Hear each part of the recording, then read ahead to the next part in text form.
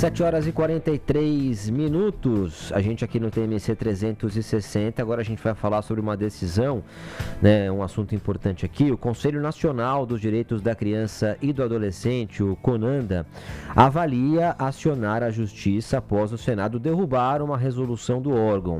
A presidente do Conselho, Adeila do Nascimento Martins Cavalcante, afirma que a norma não impedia denúncias, investigações ou responsabilização de casos de violência sexual contra crianças e adolescentes. De acordo com ela, a resolução apenas orientava o atendimento na rede de proteção e não criava novos direitos. A principal preocupação do CONANDA é evitar que a decisão gere barreiras no atendimento a vítimas e insegurança também para profissionais de saúde e assistência social. A derrubada foi defendida por parlamentares com a justificativa de que a norma poderia dificultar a identificação de abusadores. Já o Conselho contesta essa avaliação, essa interpretação, e diz que segue avaliando medidas jurídicas e possíveis novos instrumentos para garantir a proteção integral de crianças e adolescentes. Pois é, essa derrubada ela se deu em 1 minuto e 42 segundos, uma votação simbólica, que é quando não precisa nem ter lá os Tudo senadores. já está combinado. Já está combinado, então é só abrir a votação e encerrar a votação. Um assunto importante desse, Rafael Tebas. 1 minuto e 42 segundos foi o tempo, então, que o Senado levou para aprovar esse projeto que dificulta o acesso à interrupção legal da gravidez para crianças e adolescentes vítimas de estupro. Vale lembrar que aqui no Brasil o aborto não é legalizado. A gente não está falando de acesso ao aborto, tá? É outra conversa, uma conversa anterior a isso. É proteção das vítimas de estupro. Proteção das vítimas de estupro. Então, a gente teve uma votação simbólica, nenhum senador teve voto registrado, não dá nem pra gente saber como é que pensa cada um dos senadores, dá pra imaginar, dá. Por exemplo, a senadora Damares Alves, do Republicanos do DF, que era a relatora do caso no Senado, ela comentou a aprovação. Vamos ouvir. Gente, vitória da família, vitória dos pais, autonomia e poder familiar garantido. O que fizemos agora? Acabamos de votar aqui no plenário o projeto de decreto legislativo 03 de 2025, que acaba a resolução do CONANDA, que permitia qualquer menina que foi estuprada chegar num pronto-socorro, num hospital, grávida em qualquer estágio gestacional e pedir o aborto sem os pais saberem. Imagine você que é pai e mãe e descobrir que a sua filha de 14 anos está lá no hospital, sozinha, fazendo um aborto, grávida de 5 meses. Como você se sentiria? Essa resolução do CONANDA estava errada. Nós tínhamos que consertar para garantir o poder familiar.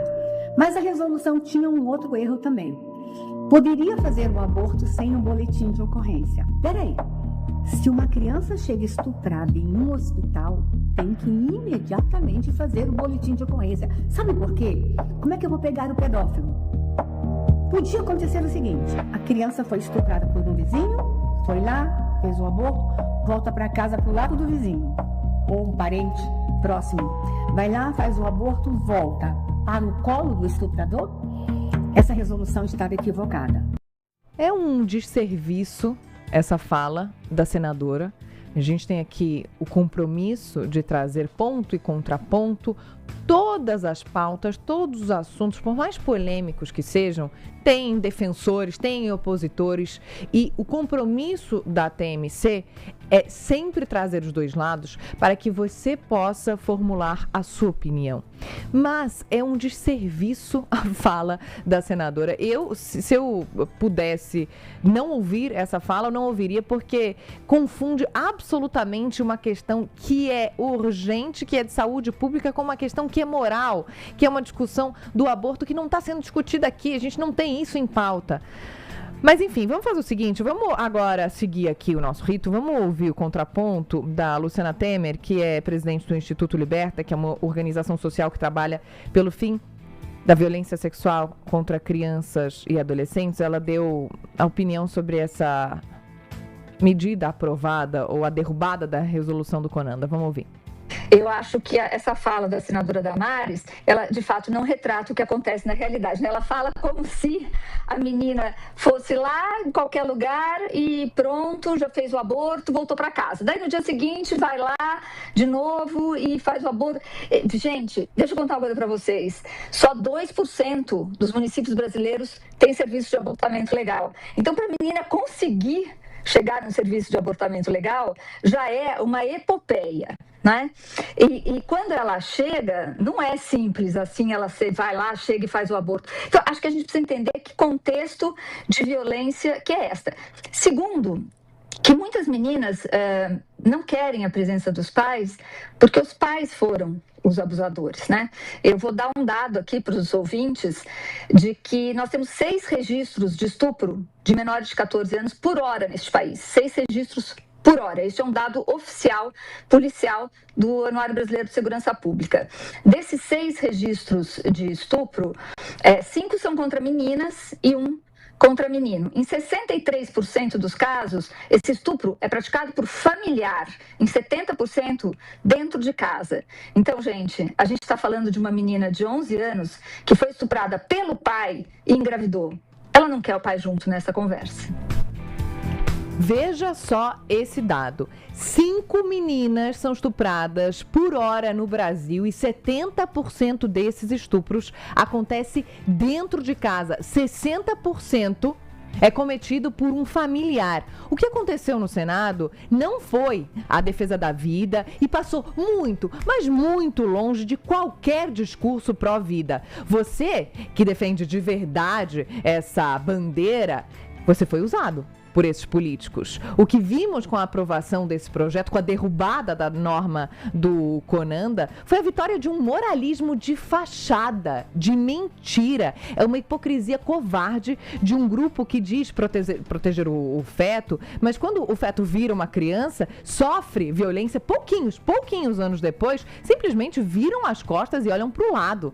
Um homem mandou uma mensagem no Instagram que mostra exatamente como funciona essa cabeça fechada, esse moralismo de fachada. Ele escreveu que uma criança não pode tomar decisões médicas sem autorização dos pais e que autorizar isso seria imoral. Imoral é você, com 30, com 40 anos na cara, que não se digna a sair da sua bolha para ir atrás de informação básica. A maioria esmagadora dos abusos sexuais, dos estupros contra crianças acontece em casa. Há pais que são coniventes com esses estupros. Você acha realmente que um pai conivente com um estupro, um crime desses, vai orientar a filha?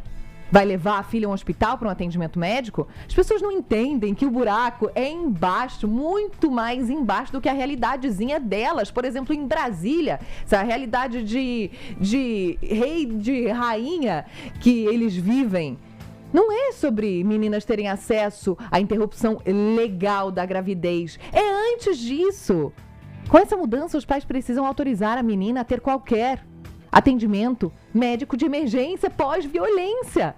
Como é que você exige a assinatura dos pais se em muitos casos o pai ou padrasto é o próprio estuprador e a mãe consente? O Estado está trancando a vítima num quarto com o agressor, com o estuprador, e está jogando essa chave fora.